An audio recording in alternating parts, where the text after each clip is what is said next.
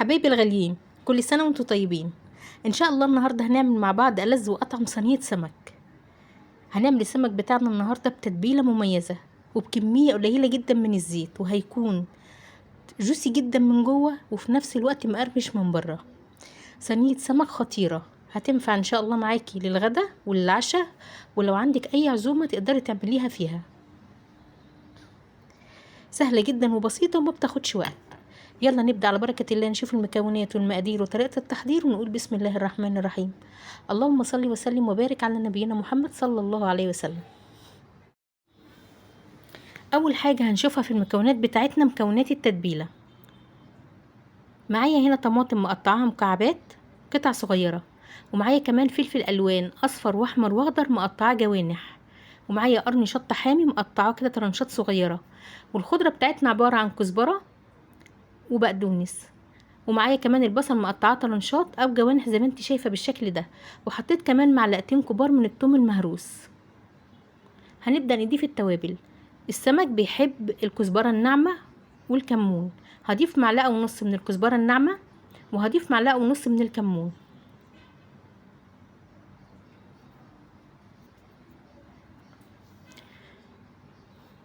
بعد كده هضيف نص معلقه من الفلفل الاسمر المطحون، وهضيف كمان نص معلقه من بهارات السمك. لو مش موجودة عندك تقدري تستبدليها بالبهارات السبعة وممكن تستغني عنها خالص. هضيف كمان نص معلقة من البابريكا. هضيف الملح، معلقة من الملح.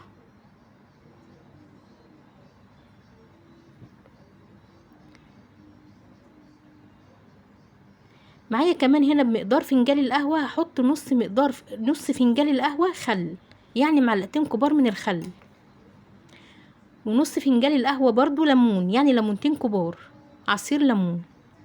هقلب بقى كل الخلطة دي او التتبيلة دي كلها مع بعض. بصراحة المعلقة ما نفعتش خالص ان انا اقلب بيها، فانا قلبت كل التتبيلة دي بايدي عشان كل التوابل كده تشرب من التتبيلة وتطعم كلها من طعم بعض، من طعم الليمون والخل والتوابل اللي انا حطيتها، وكلها تطعم من قلب بعضها، فدعكتها كلها بايدي. وده شكل التتبيلة بتاعتنا.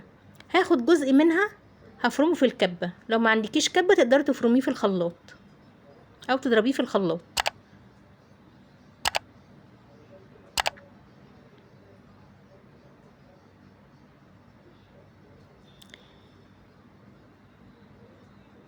طبعا التتبيله اللي انا هخفقها دلوقتي في الكبه دي، انا دي الكميه اللي انا هفرمها في الكبه. التتبيله اللي انا هفرمها في الكبه دي اللي انا هتبل بيها السمك بتاعنا، وبعد كده هرجع احط فيه تتبيله تاني. بقيه التتبيله احط عليها فنجان من الزيت، ده فنجان القهوه الصغير، دي كوبايه القهوه الصغيره بمقدار قد ايه من الزيت؟ 4 معالق كبار من الزيت، وتقدري تقللي كميه الزيت عن كده لو انت حابه.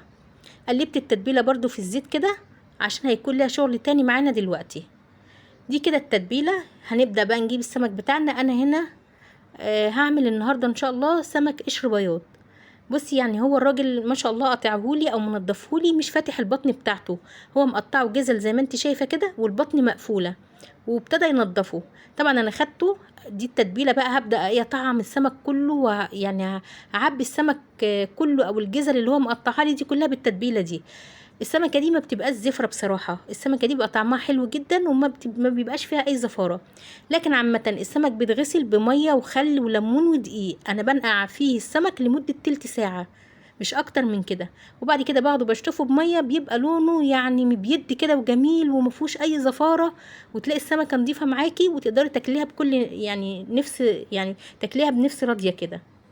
خلاص انا كده تبلت السمك بتاعي زي ما انت شايفه كده. هغطيها بقى ببلاستيك راب وهسيبها انا لمده ساعه او ساعتين او 3 ساعات. سيبيها بقى في التتبيله زي ما يعجبك.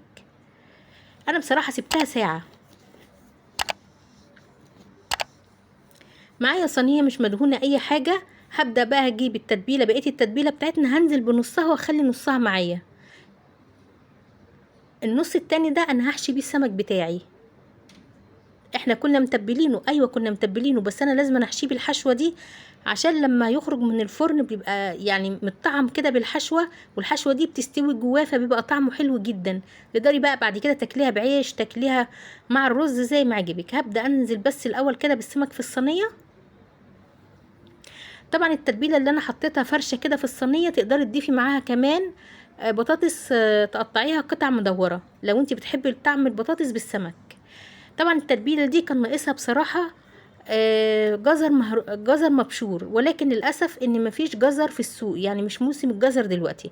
زي ما انت شايفه كده انا باخد بقيه التتبيله، بفتح الجزل بتاعتي وببتدي ان انا احشي السمكه ببقيه التتبيله اللي معايا.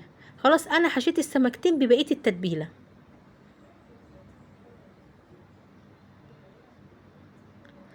طبعا انا مشغله الفرن على درجه حراره 180.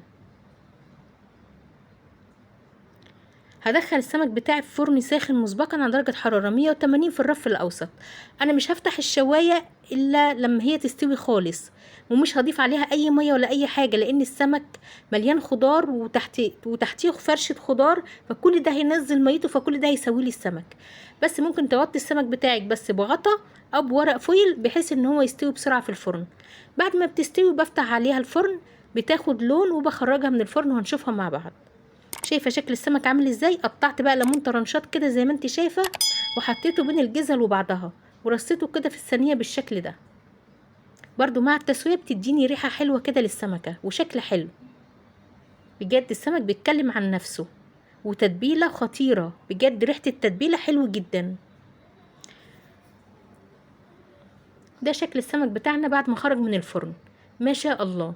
هنبدأ بقى نحط عليه كده شوية كده من اللون، يعني نكسر لون السمك بشوية كده من الخضرة. نجرنش بقى الصينية بتاعتنا. طبعا الصينية بتاعتك دي ممكن تحطيها زي ما هي كده على السفرة، وممكن طبعا تطلعي السمكية بالراحة وتحطيها في أطباق تقديم، يعني الموضوع هنا راجع ليكي. هنقطع كده قطع مع بعض ونشوف السمك بتاعنا دايب دوب. اخدت وقت معايا بالظبط نص ساعة في الفرن.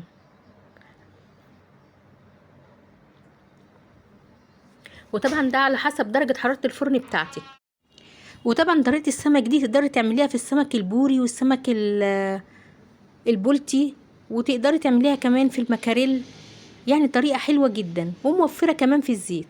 انا هنا بطلع قطعة بس بوريكي قد ايه هي ما شاء الله لا قوة الا بالله دايبة دوب، يعني من كتر ما هي دايبة دوب مش ماسكة في الشوكة معايا، ما شاء الله.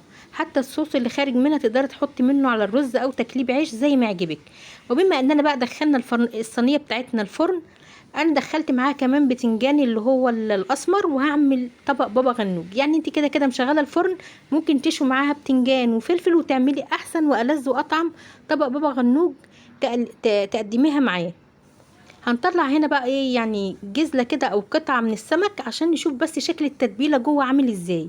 بجد ما شاء الله لا قوه الا بالله، تحفه جدا وطعمها حلو جدا ما شاء الله. بصي دي كده التتبيله بتاعتنا استوت اهي، والسمك كمان استوى وشرب من التتبيله.